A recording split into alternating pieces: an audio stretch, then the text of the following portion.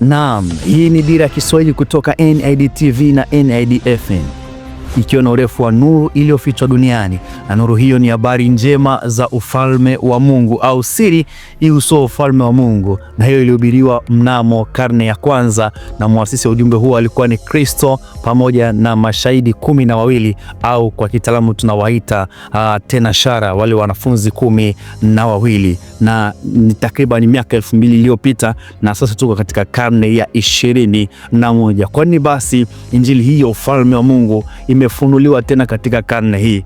Na tumeanza kuzungumza machache katika kipindi chetu kilichopita kwa kumwangazia mtu mmoja anaitwa Dr. Myles Munroe aliyofunuliwa mengi zaidi kuhusiana na ufalme wa Mungu, na leo tutaendelea kufunua mengi ya uso ufalme wa Mungu kumwangazia huyu Dr. tena ni mwalimu wa neno la Mungu. Mimi ni Samuel Mapendo Feruzi, naomba uambatane nami nikujuze mengi zaidi ya uso ufalme wa Mungu. Karibu sana katika kipindi chetu pendwa hichi.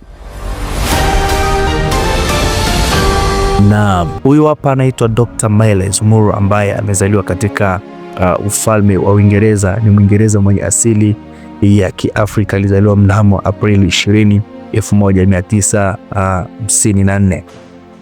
Kwa hiyo huyu aliambiwa mambo mengi na Roho Mtakatifu ya uso ufalme wa Mungu, na kwa sasa anakuwa ni kama dira au picha ya kupata mafunuo mengi zaidi, kwa sababu alifunuliwa kwa sehemu, nasi pia tunafunuliwa kwa sehemu, na wengine watafunuliwa kwa sehemu kadiri ya Roho Mtakatifu apendavyo. Basi fuatana nami nikupe mfululizo huyu mtumishi wa Mungu, kwa nini alifunuliwa haya mambo mengi ambayo leo yanachanganya vichwa vya watu. Okay, fuatana nami kwa namna hii.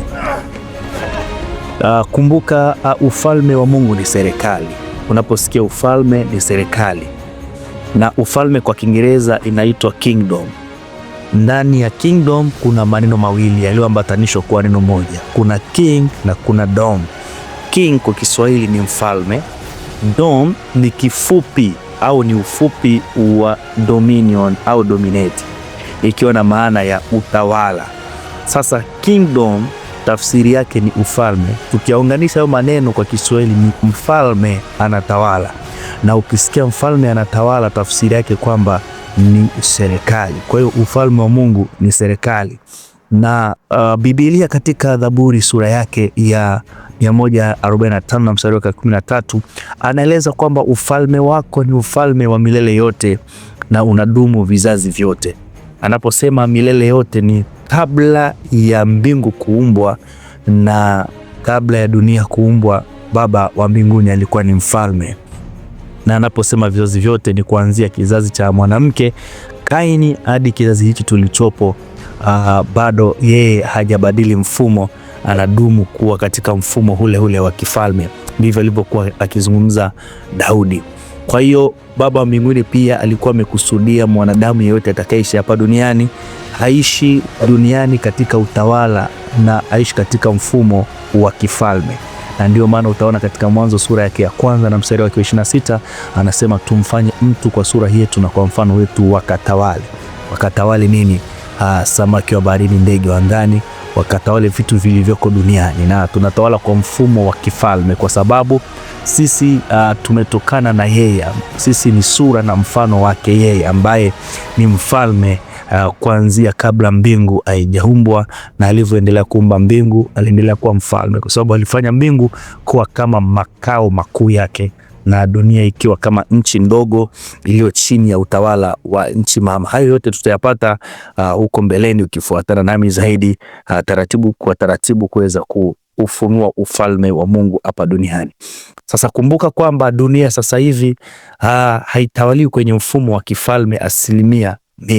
Kuna mifumo mingi ambayo inatawala dunia, ukiwepo mfumo wa kiautokrasia, ukiwepo mfumo wa kidemokrasia, ukiwepo mfumo wa kianaki, ukiwepo mfumo wa kiwimla na mfumo wa kioligarki. Hii ni mifumo ambayo leo inatawala dunia kama mifumo ya kisiasa. Sasa huyu mtumishi wa Mungu Aligundua moja kati ya tatizo kubwa ambalo linaikumba kanisa, au tatizo ambalo linakumba wanaomwamini Kristo, ni kwa sababu hawakuelewa hizi nguvu mbili ambazo ziliweza kuundwa hapa duniani ili kuweza kuuzima ufalme wa Mungu. Na nguvu mojawapo ni nguvu ya siasa, na nguvu ya pili ni nguvu ya imani. Na haya mambo mawili tutazungumza kwa undani zaidi ili uweze kuelewa namna ambapo dunia ilipo sasa hivi na nini ambacho kiliweza kutengenezwa kwa sababu ya kuuzima ufalme wa Mungu.